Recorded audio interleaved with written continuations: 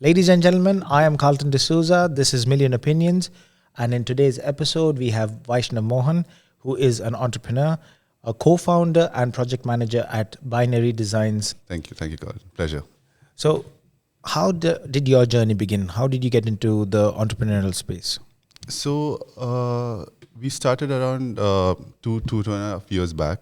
So we started, before that I used to work in a design company.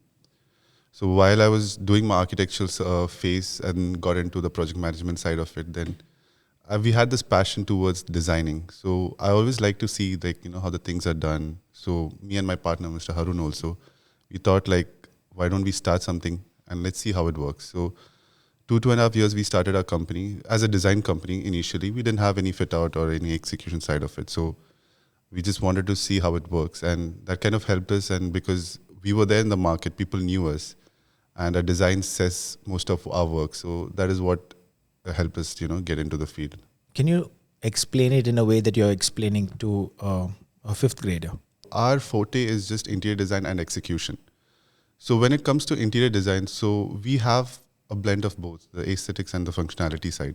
So we try to, bridge both of them together. So aesthetics is how it looks? How it looks, exactly, how it looks. So even if you want to see a space, even if it's a small space also, we try to visualize, we try to make the client understand how you want to do it. So designing, when it comes to color matching, color tones, certain themes that you wanted. So it's a very subjective stuff, right? So everybody has their own way of interpreting design. So that is how we start off with, the mood board, and then we get into we show certain images to the client saying that, do you want something like this? Or do you want us certain themes or you want to follow that you have in your mind? So we start off with that process initially, and then we get into the layout side, and then later we get into the 3D renderings and the visualizing of how it's going to look in the 2D. And then later we comes to the execution side of it. You said your company is 2 years old. Yeah. And before this, you were working. Yeah. So how long did you work? So I did my architecture from Manipal University, and then I did my internship somewhere in Bengati and Nor. So then I think that was during the post-COVID session that I found it very hard to find jobs at that time. So then my brother, he owns a tourism company. He said why don't you just sit here and just, pick up some calls just to have some pocket money in your hand. So that way I just started getting into that, the sales side of it. And I was just picking up calls. And there was this company that was our customer. So basically that was Vaishnav Interiors. They were the interior design company. So they used to take visas and tickets from us. So then I approached one of the guys over there, asked them do you guys have an opening for architect? So I was not into interior design at that time. So then they said, why don't you just speak to our boss and then, you can just move forward for it. That is when I started applying to that company, and within 2 days, the boss called and he said, you're not going to do any design here.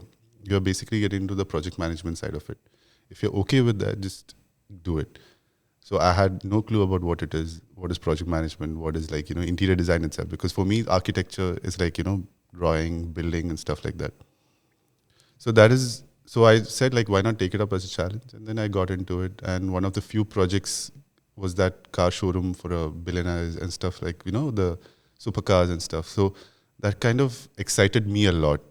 So that is when I started liking how it wanted to be. I wanted to see the process of, from scratch to how it is right now. So that is what excited, and that is what I wanted to be when it comes to interior design. So yeah. Can you tell us a little bit about architecture and project manager? What are those roles also? Project management need not be an architect. He can be a specialized person who can manage people, who can manage timelines, who can manage, clients. But when I became an architect, it gave me an added benefit because the attention to detail gets more into our favor. So being an architect, I can see, I can notice the corners are not straight or there's something wrong with this. So we can gauge the issues beforehand. So for us, that was a very beneficial part. That is why my previous boss also wanted an architect to be a project manager. So we look into certain details. Okay, I don't think the corners are right. I don't think the colors are matching. There's something wrong with this. So we try to gauge that. And also managing people also became easier for me because there are two ways of managing people. That's what I understood. There's a way of being very aggressive and there's a way of being nice and try to make people understand. So I somewhat stood on the latter side. So people started working with me better and stuff in terms of project management. So what I understand is being an architect gave you an edge because you had more of a technical knowledge. Exactly. Okay. Yeah. So why start your own company? What is different about binary design? And was it a gap in the market you saw, or was it you wanted to do something by yourself? When me and Haroon started working, we knew that we are good with branding. So whoever comes to us, like corporate clients, for us we have morely corporate clients. So how we bring in that brand into their space was something that we kind of achieved. So they liked that kind of a design. They kind of liked our style of design. So when we went into that, people started getting to us like, you guys are doing this, you guys are doing better. So that's when we came up with an idea, like we just wanted to start a design company and see how it goes. And that is how we got the idea of, just starting a company and see. When we started as a design company, like typical design, there's no execution. Let's create a brand initially, let's create a name in the market, and then later we'll see what we can do next. So the other co-founder is Haroon. Yeah. How did you two meet? So we met in the previous company we worked in. So he was the designer and I was the project manager at that time. So he had a very good eye for design. He was very technical. He was like very arty. I would say he was a very arty person because he likes to do things in a very, very tasteful way. And that's what I understood. And I liked the way he was doing stuff. So, and we started, we were actually really good friends before. And then we thought like, okay, when he left the company, we thought like, we'll start something. So that is how we started this company together. Your service, how is it different from the rest? There are certain companies who specialize in design, and there are certain companies who only do contracting. Contracting means execution. Okay. Like the walls, flooring, basically bringing the design into the real, right? So we call them the contractors or the main contractors and stuff. So there are design and there is a contracting team. So what the problem happened with the clients was to manage the design team and the contracting team was difficult. So that is when we decided like, why don't we do both in-house? Like we'll do the design and fit out together. So that is when we thought like, just bring in one, we'll do the proper turnkey and you do the design and I do the execution side of it. So I felt like that kind of service helped the clients to, make decisions faster and better. And when it comes to budgetary and all that, it becomes a little more less for the clients when it comes to a team that is doing both design and fit out together. In this past 2 years, Okay. any surprising feedback that you got from any of the clients? Yeah, as a young company, for us to put a price on design was very difficult. So we didn't know if we were overpricing a client or we were underquoting a client. So what we wanted to understand was like, we didn't know whether to charge the client according to our overheads or charge it for the design we are doing. So when we went to a client, like for example, we went to a client, we spent almost like 3 or 4 months, selecting materials and we quoted an X amount. And the client came to us like, you're quoting so much for this. So when we hear that, it kind of, it's like a stab in the, in the chest, like, why are you saying that? Because they don't see the process that happens behind the design, like, how we do the research, how the experience we have, we know to take the cost from each supplier. So that kind of gives us a very surprising feedback, like, why are you guys expensive? So, but because I understand, because there are certain clients who have not worked with the interior designers also. Because it is getting into a trend where, okay, people want interior designer to do their houses, their offices and all right now.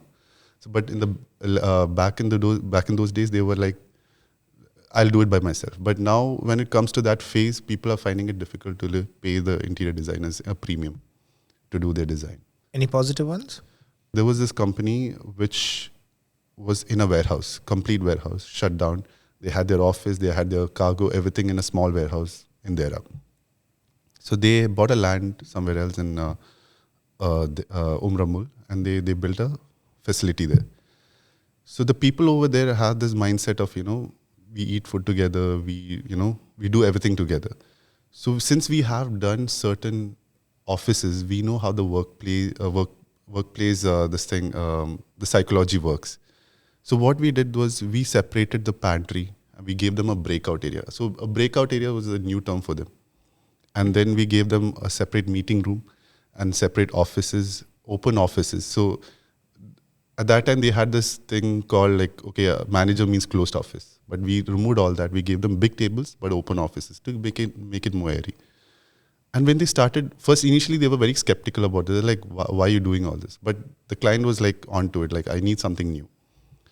And then when they started getting used to it, we realized that they also started using the breakout area. They started using the more open spaces. They started liking how it started, evolve around them. So that is one of the feedback we saw, that like, okay, this is happening and they're taking care of this place. So that is very surprising for us, and we were happy to do that. And that was a risk that was taken by the client also, putting our money into it. And we were happy to, cater to that. So yeah. The challenges that you faced and overcome. The starting stages were one of the most crucial stage for us when it came to getting projects. So everywhere you go with a design, you need to have a pre-qualification or a portfolio where you show your designs and projects you have done. So for us initially that was very difficult because we didn't have much. We just had one or two just to show. And one of our first projects, we were fortunate enough to do it outside the country, that was in Seychelles. We had that as a project as only the portfolio. So for us to build from that portfolio took us a lot of time. So that was a challenge that we had faced when we went to a new client saying that, okay, we can do this. But they're like, show me what you can do or what you have done. So that took us a bit of time. But now, since we started getting projects like that, so our portfolio became a bit stronger. So we started easily getting projects and our costing has been better. The portfolios that you individually have worked, you and Haroon in the past, did that not count? So I was very specific that we don't put our works that we have done in our previous company, because I felt that was not ethical according to me, but I feel it should be fine. But to me, I didn't want to do that. So we wanted to start from a blank sheet. We don't want to put in other stuff. We don't want to put in my stuff, because when I was doing my work in the internship and all, so it was just small work that I used to do, model building and all that stuff. So I didn't want to put all that. So we were very sure that we'll only put projects which we have done and which we have executed. So that way we were very happy to start off from there to how we have right now. So we are glad that happened. So yeah. Right now, when you look back, was starting a business exactly how it ventured out or panned out? Or did you think that, I did not expect this to happen in the business? We were pretty confident with our skills. Okay, we know design is strong. The only thing was me getting into the picture and getting the execution style strong. So we started that like around 1 year back. But we eventually thought that one project is enough for us, for us to like expand. Because again, more than how you see our social media marketing, for us the most important client acquisition is word of mouth. So that one project, that one signature project was enough for us, for us to, grow from there. So somewhere we were lucky enough to get that project, and we were very happy that people started noticing that project and we started getting published. And that is from where we grew. So we were happy that and we expected that would happen at some point of time. So it was a matter of time. This is what you are confident in. Yeah. And your work. But what about the rest? Setting up the company, the accounts, all the other admin work, bits and pieces. How did that all come to play? So we had a team that was very strong with their own skills. So I like to take care of people. Okay, so Haroon, I have given him to take care of the, the design side of it. I'll take care of the back end, and I'll take care of the execution side of it. So initially it was just two of us, to be honest. We didn't have anybody. It was just two of us working. We were just running around, getting stuff done, getting the samples done. But then later when we thought like, okay, we need to split our work, because right now we feel like we're taking up a lot of stuff and we're actually delaying also. So that is when we started hiring. So we started hiring interior design, we started hiring the accounts team, we started hiring the administration team. We have put people in India just to, work for us for the back-end team. So to manage all that, each of them have their own, department. So we make sure that nobody involves in other departments, so that there's always a proper structure in the company. I'm glad you brought this up. So let's speak about your team. Okay. When you hire, Yeah. Are you in the process of hiring? Do you personally hire the employees, or do you have a team that hires the employees? No, we don't have a team that involves. So for the fit out, I hire my people. I hire my site engineers. I hire my civil team. So for me, I make sure that my team is very open to me. Their conversation is very transparent, and also I like the people who wants to learn, even if they're not that skilled. Also, I'm okay with that. But if they have that urge to like learn, for me, it matters a lot. Because even for me also, I was like that because I didn't know anything about interior design. So I just had that will to learn. So once you have that thing, I feel like you will get there at some point of time. So I feel like I choose my people according to how I would like them to be in that certain department. Someone's listening to the podcast and wants to get a job Okay. in binary designs. Okay. What trait would you expect them to have? I feel like passion and problem solving is very important for me because it's a very demanding field. Like, we have the deadlines, we have like 15 days to finish a project. Like we might have to do a mall project and they'll be like, okay, you need to do it 20 days. After 20 days, you're going to get fined per day, 5,000. So people sometimes work 24/7, like, to get that deadlines on time. Sorry, to get the project on time. So if they feel like waking up, oh, I want to go and do this, or no, I have to wake up, then it's you're gone, you're lost there. If you have that will, if you have that thing, to see that process, if you're excited to see that process of getting it completed, I think those are the kind of people who will excel well in this certain field. How do you support employees during tough situations such as this? Imagine there's a deadline, Okay. and you said the job is very demanding. Right. Many jobs Right. are, and sometimes work-life balance goes off. Correct. So how would you support as an employer? See, as an employer, I always feel like you need to set an example as a leader. You have to be open with your communication. You need to communicate with these people at most of the time.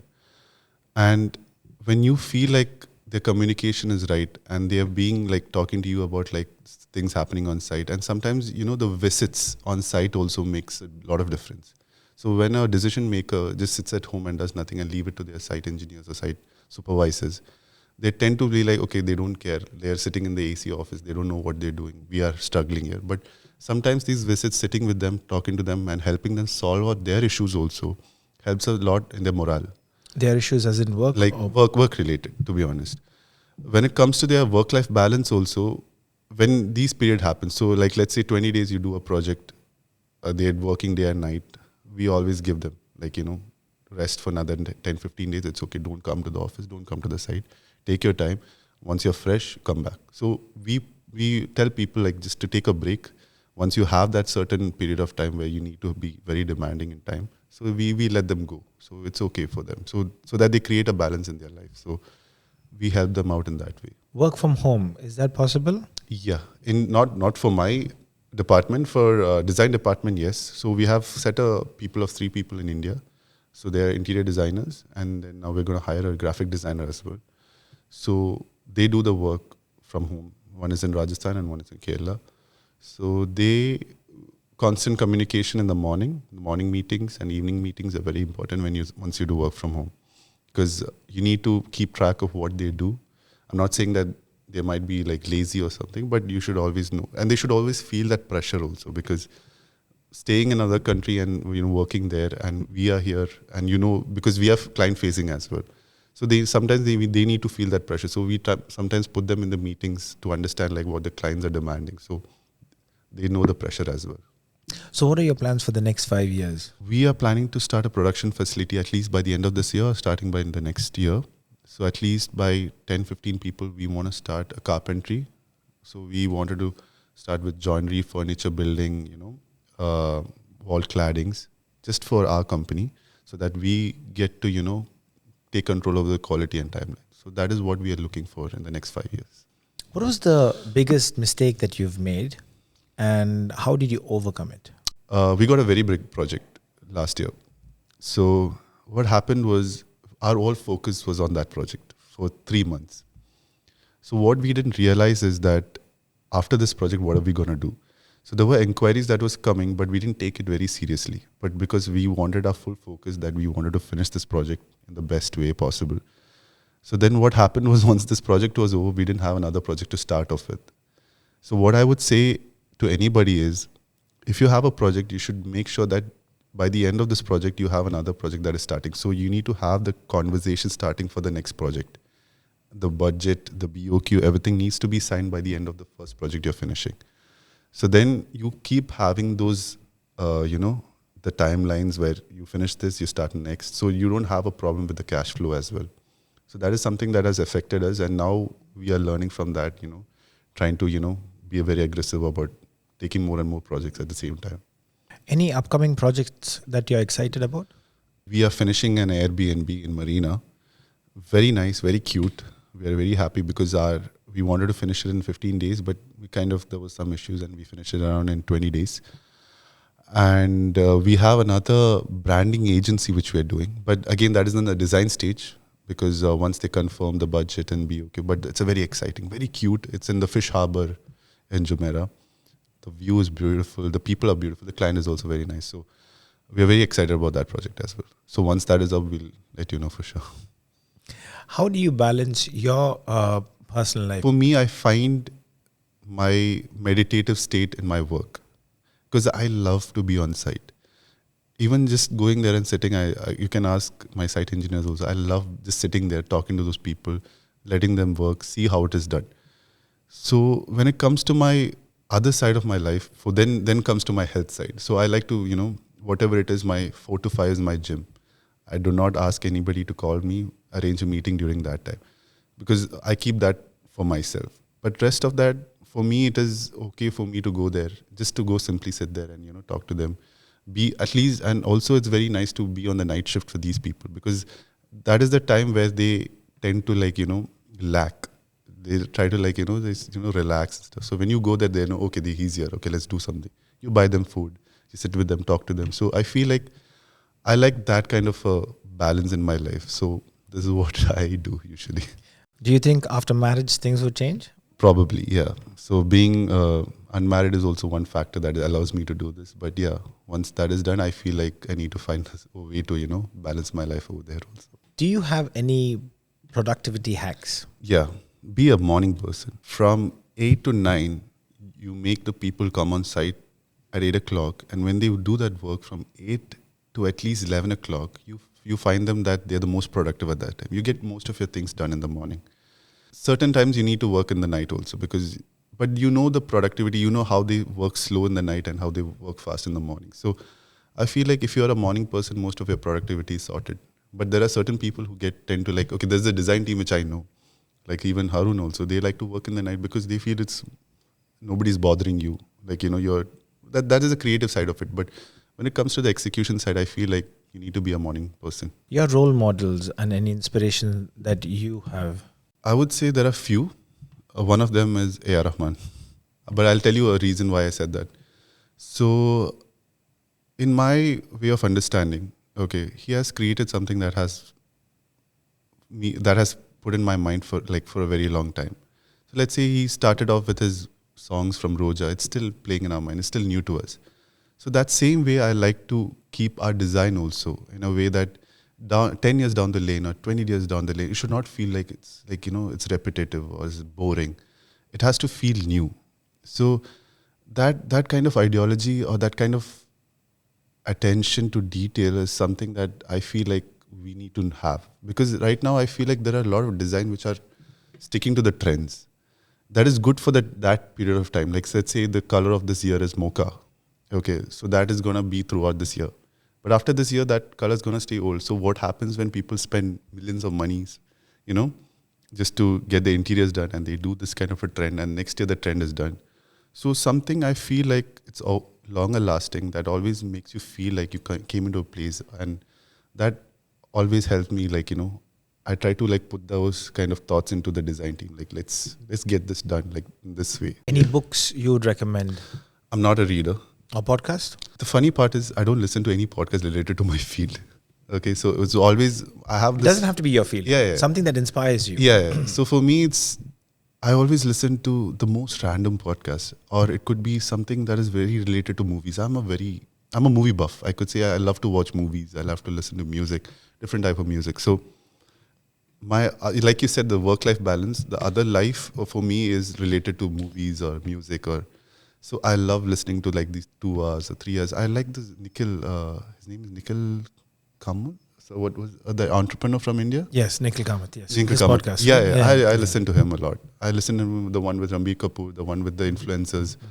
I like that guy has a way of speaking. I find it very interesting, and his questions are like, it's trying to make us feel like we need to improve in certain stages of our life. So I feel like, and he's a very meditative person also. So I like the way he asks, I like the way he speaks, I like the way he engages the people and getting those information out of people. So yeah, I would suggest him for the podcast. Any movies that have inspired you? Not just in your Okay. field, but generally, as an inspired Vaishnav. Of movies, there are plenty. I don't know. I mean, back of my head, I think most of the Christopher Nolan movies, like the Dark Knight trilogy, the Interstellar, I mean, like bigger than life, something that you can't even imagine that you can make. So I always have this thing like, how did they come up with this concept? Like I ask myself, like, what is inspiring them? What is in their brain that we don't have? So that has given me those thoughts. Like, let's say, like now I said about A.R. Rahman, how is he making it? Like, what goes in his mind when he's doing such stuff? So, is God gifted, maybe? So I would say, like, yeah. If the listeners are inspired by your story and they want to start up a business, what advice would you give them? Build a structure for your design. Like, in terms of interior design, I would say you need to have a proper structure when it comes to costing, your process, and you need to make sure that client knows this. So your business proposal or whatever you have should have that structure, knowing that this is how we're going to go about design stages. This is how we're going to tell the clients. We're going to come with the mood board. We give a mood board for free, and when you go after that stage, we're going to charge you. But we didn't do that initially, and we wasted a lot of time on that. So I would say when you're starting a company like this, you make sure that your structure is right. That's about it. What is a mood board? Mood board is basically what we do after the first meeting with the client. We try to get certain words or certain themes what they want.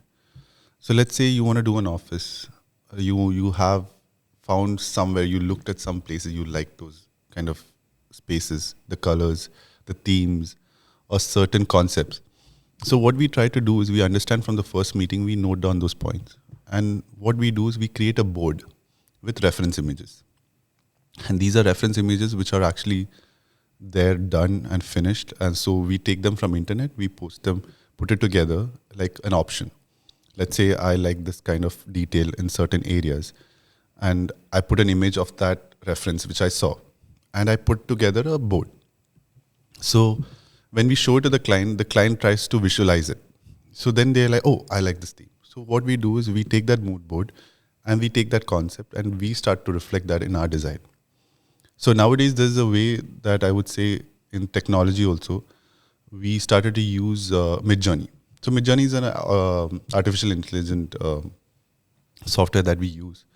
We draw the space in the Midjourney and we try to bring up concepts in it. But that won't be your final design. That'll be part of your mood board. So when you put that certain concepts, so you get to understand, okay, this is how I want to look. I like this way of, design. So then we put that in our mood board.